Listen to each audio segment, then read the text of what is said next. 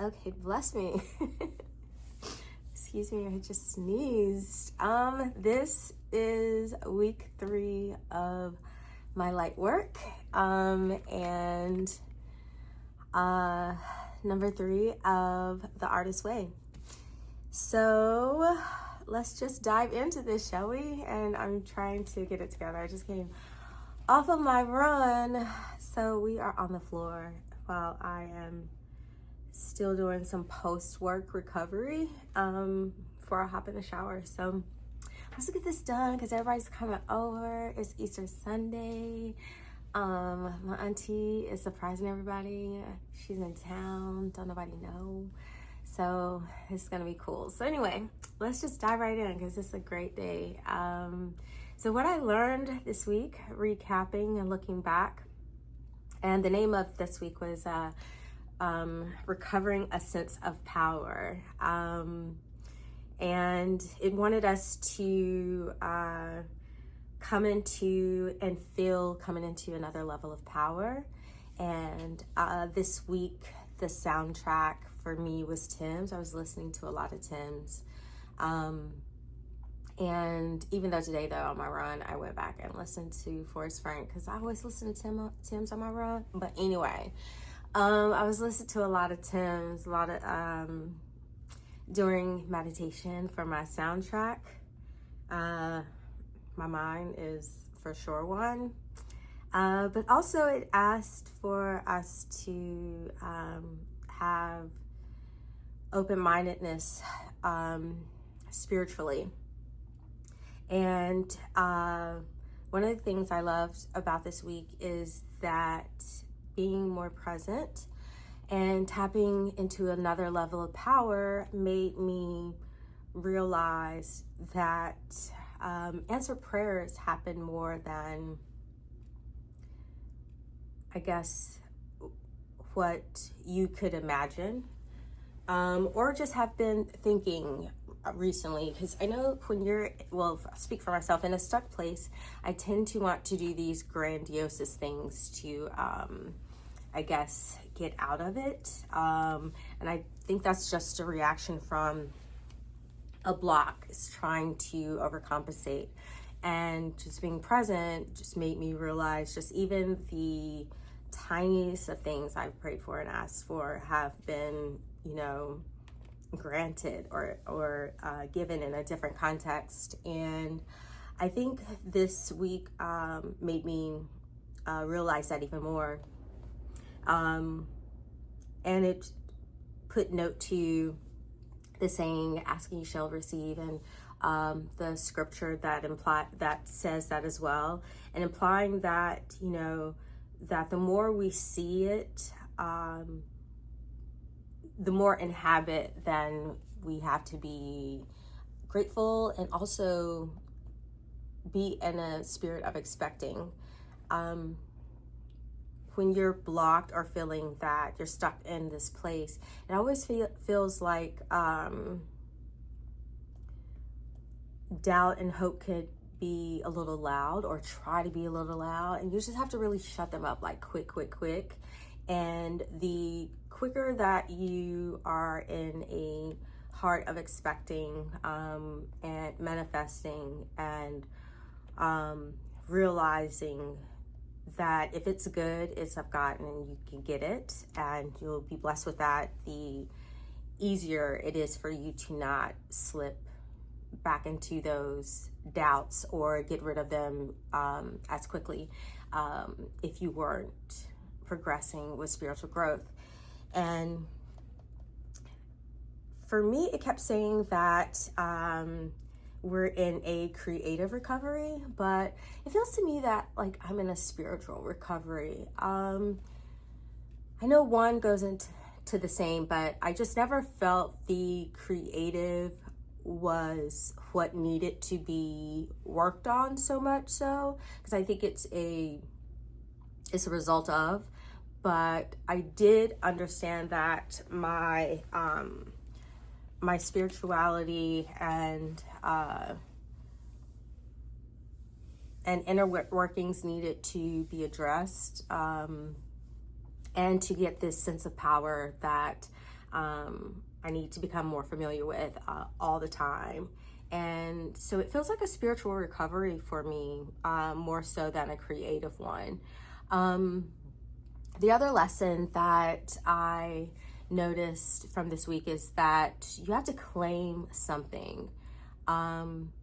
It talked about a little bit about mourning the old person that you were, when sometimes you're being told to like get an alter ego, like Beyonce has Sasha Fierce, and it's supposed to be this persona for you to walk into the newness, especially because the old is no longer there. And sometimes we do need a spirit of bravery, however you can get it. So renaming it and reclaiming your identity and yourself is another way of stepping into that power.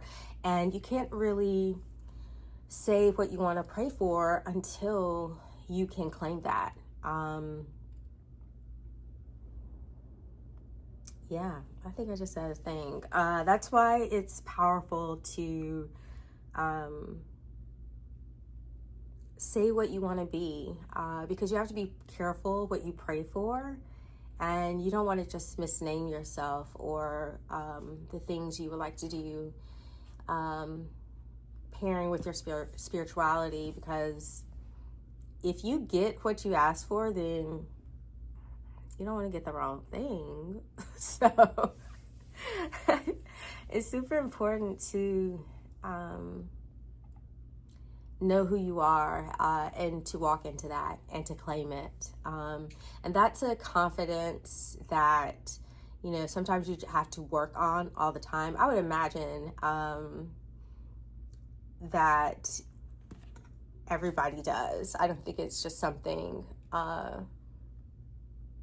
that is not included in the human DNA. I just think it's one of the things where those of us who get past it, we've claimed our power and just claimed a little bit more of that confidence than not, and also to show that it is very possible to do so. And the sense of power also, like I said, led me to a spirit of expectation. I expected great things to happen. I expect great things to happen. And this is not to say that, life ain't on life, but I've realized my part in all of this is just my reaction to it and my faith and my hope and keeping it moving. And even in that season, like I was saying, life's kind of life, and like doubts and just some old enemies for procrastination or distractions may come in. But that's when you really need to quickly regain that power.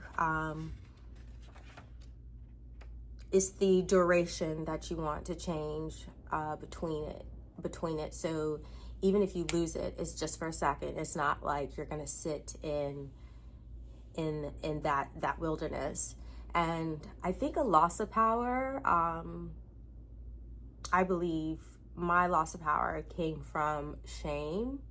And this week addressed that as well. And I was listening to Forrest Frank, like I said earlier, on my run. He said something, one of his lyrics, I was like, ouch, that hurt. I was like, rude. But it was so true. He said that I was out here living like God didn't make me. I did not need to be snatched like this on this Easter Sunday. I really didn't. And Forrest, you owe me something for that, because I was very rude. I'm not sure if I'm gonna Yelp it, but I have words for you, sir. In a good way, but for sure.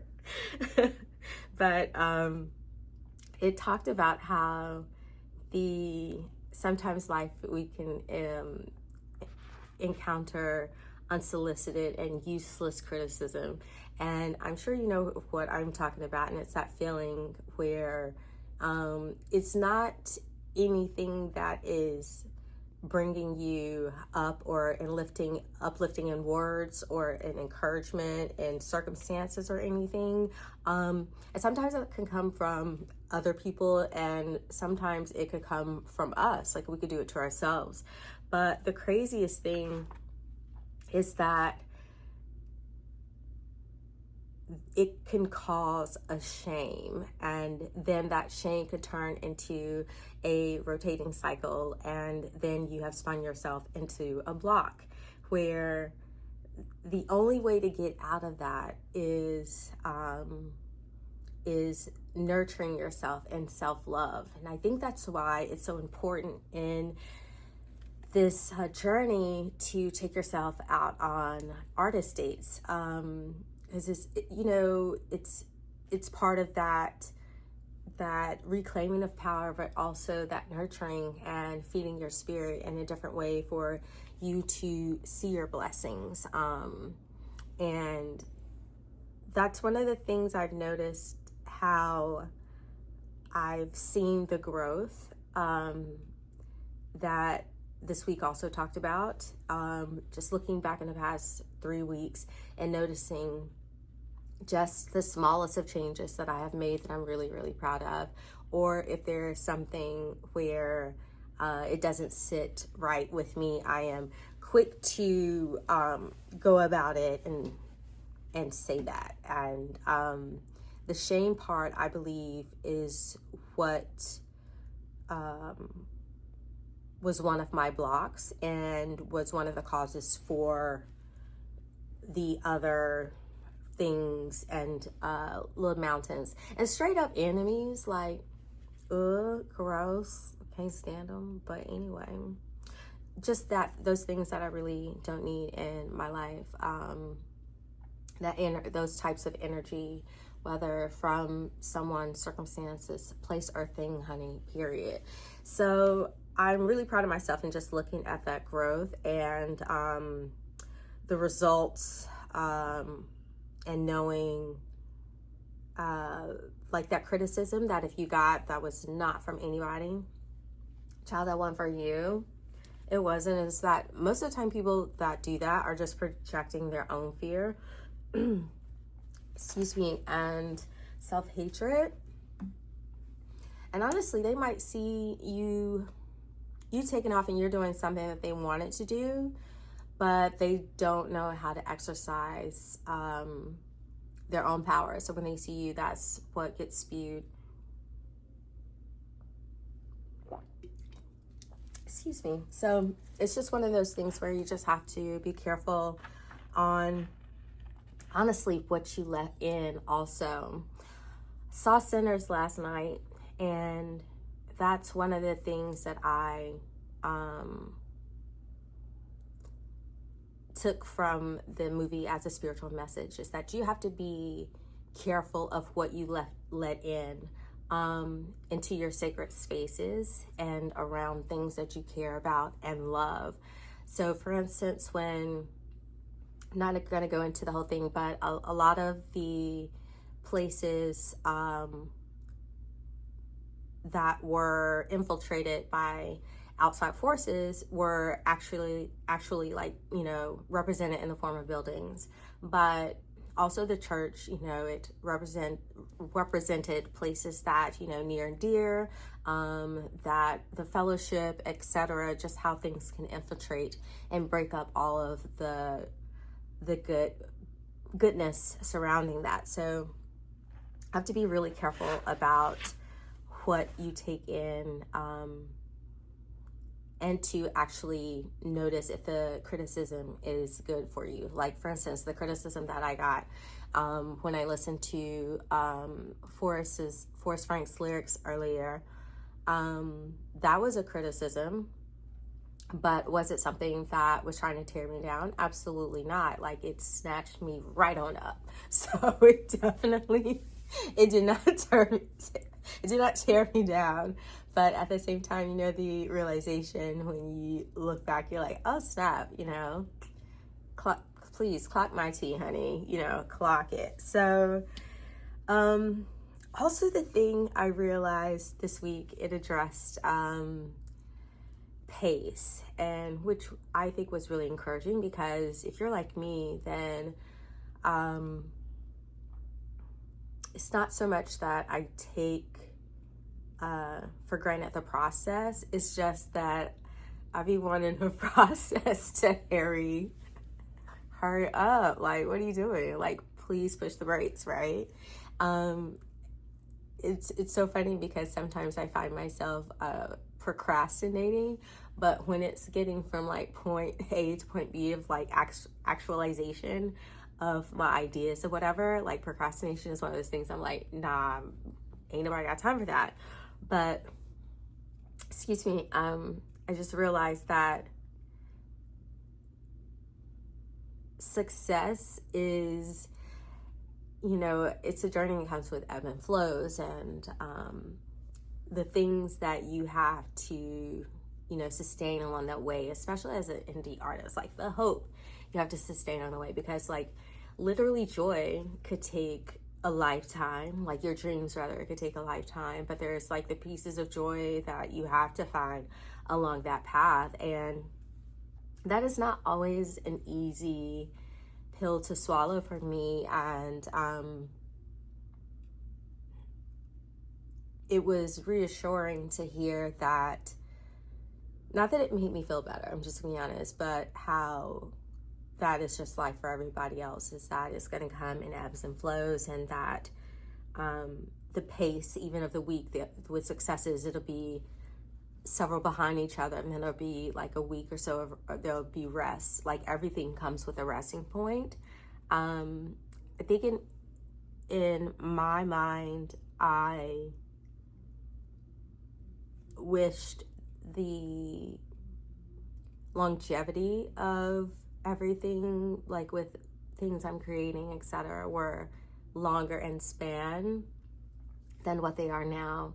And I'm praying to do that every day and be able to, you know, make a living off of it as a self-actualized creative. And that pace of getting there is sometimes a little bit like, am I making the right decision? Am I doing this right? What am I doing wrong? Like, help me with it. Like, you start to question yourself and that doubt, and that's when you have to pull it back in and notice that there's a flow to it. So there's joy that you're finding in between that, and that's where I think, you know, when you say heaven on earth, and those little pockets of joy and peace you find, that's what helps with that. That's one of the things I struggle with. Excuse me, but rest, as I said, is super important. So, like, even in the morning pages, I'm so sorry, it is said in the book to, not they, said that that's how you find rest, is to do the morning pages, and that's why they're super important. Because it gives you that reset, and I think all great things need a reset, right? Where, like, how we have to rest at the end of the day, we have to reset and just assess things that we want to do and become better in our art and as people. Like, those resets should happen honestly frequently, especially if you're at the stage where, you know, we're not fully talking to ourselves like we really should be, but we are making like huge strides type of thing. But it's that habit of, you know, if it happens just for a split second of time, that we have to quickly reset to get it back on track and be back in that center of space where all things are good. So yeah, that's what I learned this week. For my artist date, where did I go? I took myself out to eat, but I can't remember where I went. But anyway, I did take myself on an artist date this week. And I did my run. I've been really consistent with that. I'm now in my second season of my run club. And I graduated to 4 miles. I think I shared that with y'all because I'm so proud of that. Because, yeah, coming for the Olympics, dead ass lying. Anyway, so yeah, just the things that I've been putting in place during this process to help me be more spiritually mature and emotionally mature. I'm really, really excited about that. And we're about to start week 4, like a whole month of this. This is so exciting, and it's super encouraging. And thank y'all so much for being on this journey with me. And I thank you, TT, for just taking this journey. Like I said, this is going to be a recap. I'm going to look back on it. And I want to also be talking to myself because this is my journey and I'm excited for what I see on the other side. All right, y'all have a good rest of your Sunday and week, and I'll see y'all later. Be good.